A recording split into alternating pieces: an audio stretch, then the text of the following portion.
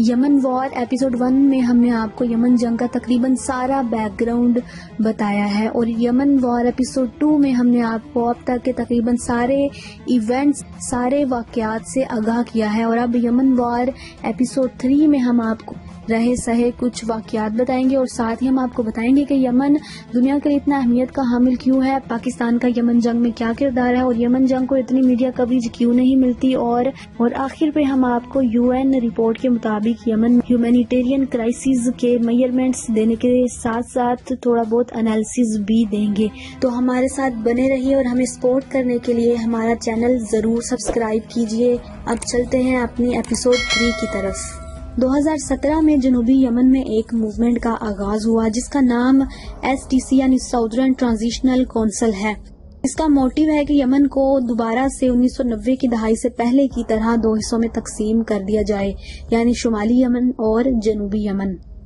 اسی کونسل سے الحاق شدہ ملٹری نے 2018 میں ایڈن کو اپنے کنٹرول میں کر لیا۔ یہ موومنٹ اور یہ ملٹری یونائیٹڈ عرب امارات کی حمایت یافتہ ہے۔ پھر 2019 میں یونائیٹڈ عرب امارات کی حمایت یافتہ اسی ملٹری اور سعودی عرب کی حمایت یافتہ ہادی کی گورنمنٹ کے درمیان 4 روزہ جنگ ہوئی۔ یہ پہلا موقع تھا کہ جب سعودی عرب کے اتحادیوں میں سے 2 اتحادیوں کے درمیان اس طرح سے چپکلش منظر عام پر آئی تھی۔ یہ وہی اتحادی ہیں جو پہلے سعودی عرب کے ساتھ مل کر حوثیوں کے خلاف جنگ لڑ رہے تھے۔ اب بات کرتے ہیں کرنٹ سٹیٹس کی، یعنی موجودہ صورتحال کی۔ موجودہ حالات میں بھی سعودی عرب اور ایران ایک دوسرے کے سامنے کھڑے ہیں۔ بہت سے تجزیہ نگاروں کے مطابق یمن کی جنگ بھی ایک پراکسی وار ہے۔ حوثیوں کی صرف ایک ہی ڈیمانڈ ہے کہ چاہے ہماری پرانی امامت سسٹم کو ریسٹور نہ کیا جائے، لیکن یمن میں اکنامک ویل بینگ اور پولیٹیکل سٹیبلٹی لائی جائے، کیونکہ یمن کے لوگ سیاسی طور پر، معاشی طور پر بہت برے حالات میں تھے، جس کی وجہ سے ہی 2004 میں بغاوتیں شروع ہوئی تھی۔ سعودی عرب آخر کیوں یمن میں اس قدر دلچسپی رکھتا ہے اور یمن پہ اپنا کنٹرول رکھنے کے لیے اس قدر کوشش کیوں کر رہا ہے؟ اس کی چند وجوہات ہیں۔ سب سے پہلی وجہ یہ ہے کہ سعودی عرب اور یمن کے درمیان جو 1500 کلومیٹر لمبا بارڈر ہے، سعودی عرب کو یہ شک ہے کہ یمن ایران کے ساتھ ملا ہوا ہے اور سعودی عرب کے لیے ایک پرماننٹ تھریٹ ثابت ہو سکتا ہے۔ دوسری بڑی وجہ شیعہ اثر و رسوخ کو کم کرنے کی کوشش ہے۔ تیسری وجہ جو یمن کے اندر سعودی عرب کو کنٹرول قائم رکھنے کے لیے مجبور کرتی ہے وہ یہ ہے کہ سعودی عرب ڈرتا ہے کہ یمن کے اندر ڈیموکریٹک سسٹم آ جائے گا، جس کی وجہ سے ایک سپل آف ایفیکٹ سعودی عرب کی عوام پہ بھی پڑ سکتا ہے، اور سعودی عرب کی عوام بھی سعودی عرب میں ڈیموکریٹک سسٹم لانے کے لیے اپنے کنگ کے خلاف فیوچر میں بغاوت کر سکتی ہے۔ سعودیہ کو ایک اور بھی دلچسپی ہے جو کہ آئل کی دریافت ہے، آئل ڈسکوری ہے، جو کہ یمن کے بارڈر ایریا پر ہوئی ہے۔ سعودی عرب یمن پہ اپنا کنٹرول رکھنا چاہتا ہے تاکہ وہ اس آئل پہ بھی اپنا کنٹرول رکھ سکے، اور سعودی عرب کو یہ بھی مسئلہ ہے کہ یمن نے صدام حسین کی حمایت نہیں کی تھی اور یہ ہمیشہ سے شیعہ کی طرف جھکاؤ رکھتا ہے، اس لیے بھی یمن کو سعودی عرب کنٹرول کرنا چاہتا ہے۔ یمن ایشو دنیا کے لیے اتنا اہمیت کا حامل کیوں ہے؟ اس کی چند وجوہات ہیں، اور اس میں سب سے پہلی اور بڑی وجہ یمن کی اسٹریٹجک امپورٹنس ہے۔ یمن کے ایک طرف ریڈ سی آتا ہے اور سامنے کی طرف گلف آف ایڈن ہے۔ ریڈ سی وہی راستہ ہے جو سوئز کینال سے گزرتا ہے اور یورپ، افریقہ اور ایشیا کو آپس میں ملاتا ہے۔ یہ وہی اہم ترین راستہ ہے جس کے ذریعے دنیا کی سب سے بڑی آئل شپمنٹ ہوتی ہے، اور دنیا کی تقریباً 12% تجارت اسی راستے سے ہوتی ہے۔ اور یمن کی اہمیت کی دوسری بڑی وجہ ایران ہے، چونکہ ایران مسلسل مڈل ایسٹ میں اپنا اثر و رسوخ بڑھا رہا ہے، اور سعودی عرب نے ایران کو پہلے ہی تھریٹ سمجھتے ہوئے یمن کو بلاک کر رکھا ہے۔ دنیا کی کچھ پاورز کے مفادات بھی سعودی عرب جیسے ہیں جو کہ ایران کا اثر و رسوخ بڑھنے نہیں دینا چاہتے، اس لیے یمن ان سب کے لیے انتہائی اہمیت کا حامل ہے۔ تیسری وجہ جو یمن کو دنیا کی نظر میں بہت اہم بناتی ہے وہ ٹیررسٹ آرگنائزیشنز ہیں جو کہ یمن میں دن بدن گھستی چلی جا رہی ہیں، جیسے کہ القاعدہ اور ISIS، جو کہ دنیا کے پیس کے لیے ایک تھریٹ سمجھی جاتی ہیں۔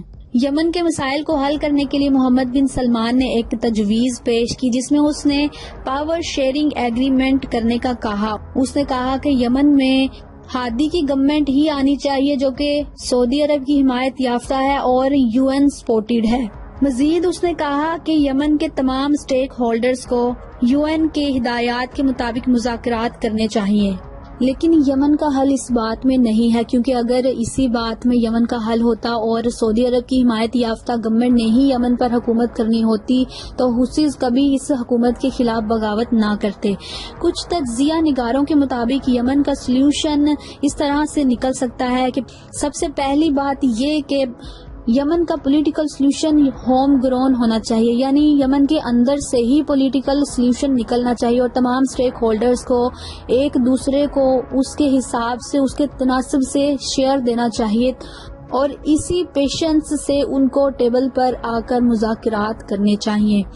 دوسرا جو سلیوشن انالسٹ پیش کرتے ہیں وہ یہ کہ یمن کو فوری طور پر ہیومینیٹیرین اسسٹنس دینی چاہیے اور بغیر کسی روک ٹوک کے، کیونکہ سعودی عرب نے یمن کو بلاک کر رکھا ہے، اس لیے تمام دنیا سے جو ایڈ یمن کی طرف جاتی ہے اس کا پہلے سعودی عرب سے پرمیشن حاصل کرنا بہت ضروری ہوتا ہے۔ اس طرح سے وہ ایڈ فوری طور پر یمن نہیں پہنچ پاتی اور یمن کے کرائسس میں اضافہ ہوتا ہے، جیسا کہ میڈیکل، ہیلتھ، ایجوکیشن اور تمام بنیادی ضروریات کا یمن کے شہریوں تک فوری طور پر پہنچنا بہت ضروری ہے۔ تیسرا سلوشن جو تجزیہ نگار پیش کرتے ہیں وہ یہ کہ یمن کے مسائل کو حل کرنے کے لیے ہر قسم کی پراکسی وار کو یمن کی سرزمین سے دور رکھنا ہوگا اور یمن کے شہریوں اور یمن کی سرزمین کو اپنے کنٹرول سے آزاد کرنا ہوگا۔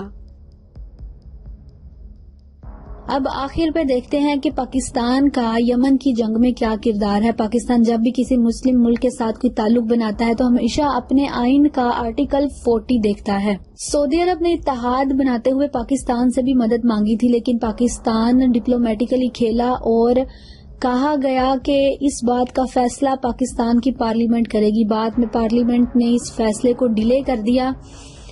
اس بات پہ مفروضے بنے ہیں اور بہت سی تھیوریز بھی آئی ہیں کہ پاکستان نے بعد میں سعودی عرب کو مدد فراہم کی تاکہ وہ حوثیز کے خلاف جنگ کریں، لیکن اس بات کو زیادہ اہمیت نہیں دی جا سکتی کیونکہ پاکستان کی گورنمنٹ نے سعودی عرب کو پہلے ہی منع کر دیا تھا، تو گورنمنٹ کا رسپانس ہی اس معاملے میں سب سے زیادہ اہمیت رکھتا ہے۔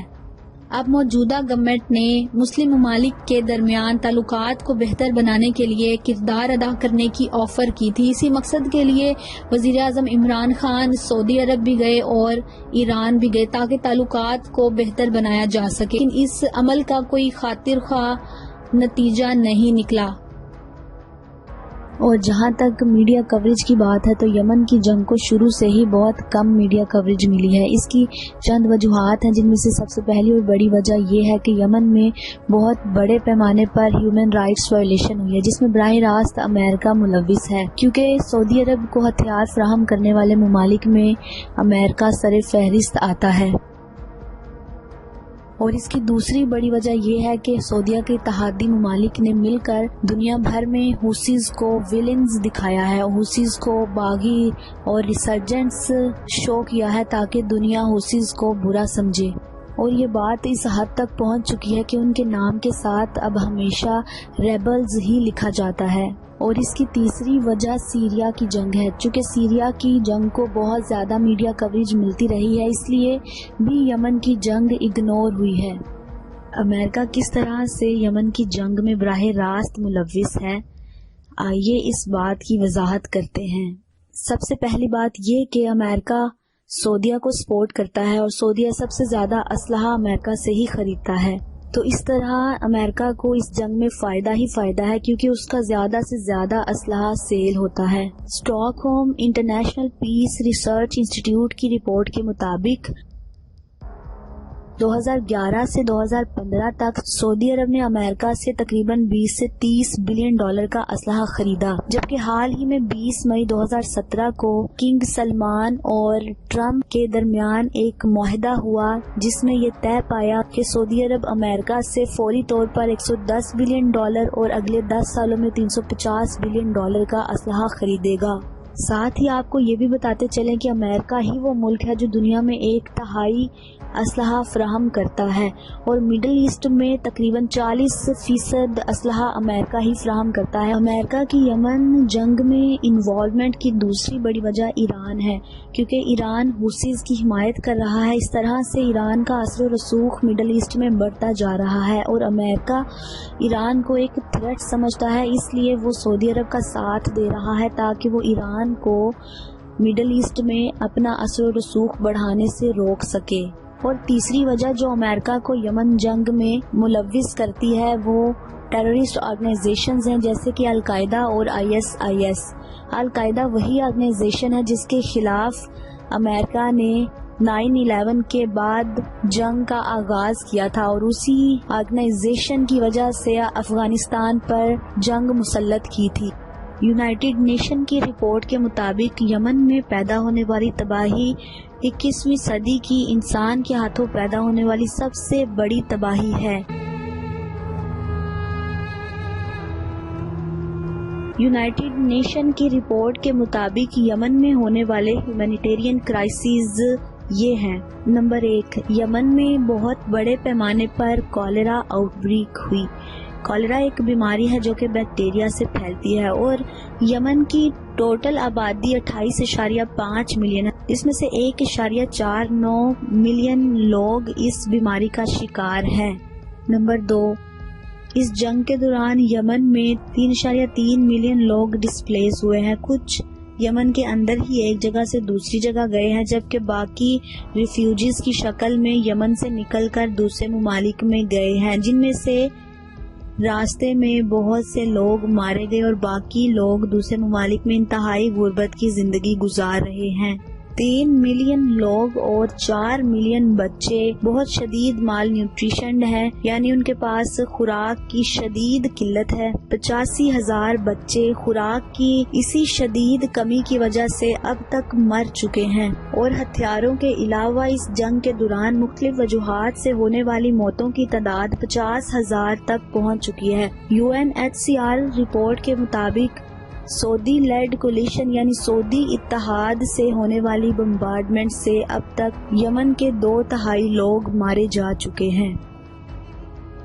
ہم نے اب تک آپ کو یمن جنگ کے تقریباً سارے بیک گراؤنڈ اور سارے واقعات سے مکمل تفصیل سے آگاہ کر دیا ہے، اور اب مستقبل میں یمن میں ہونے والے تمام واقعات اور ڈیولپمنٹ سے آپ کو وقتاً فوقتاً آگاہ کیا جائے گا۔ اب یمن جنگ کے بعد ہم ٹرینڈنگ کرنٹ افیئرز کی ویڈیوز اپلوڈ کریں گے۔